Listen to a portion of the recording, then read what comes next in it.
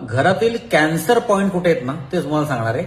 याचा अर्थ असा आहे की कॅन्सर पेशंट जे आहेत ते आम्हाला बऱ्याच ठिकाणी मिळालेले आहेत की जिथे वास्तुदोष आम्हाला मिळालेला आहे. तिथे विषय लक्षात घ्या, ज्यांचा विश्वास आहे त्यांनी ऐका, बाकीच्यांनी विषय सोडून द्या.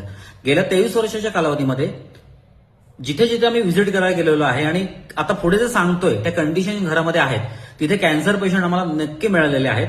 सर्वात पहिला फॉल्ट असा आहे की दक्षिणाभिमुख ज्यांचं घर आहे किंवा दक्षिणेकडे द्वार आहे, घरातून बाहेर पडताना किंवा प्लॉटमधून बाहेर पडताना ज्यांचा दक्षिणेकडे एरिया जो आहे, दक्षिण दिशेकडे बाहेर पडता तुम्ही, तिथे कॅन्सर पेशंट दर 60 वर्षातून एकदा होतात.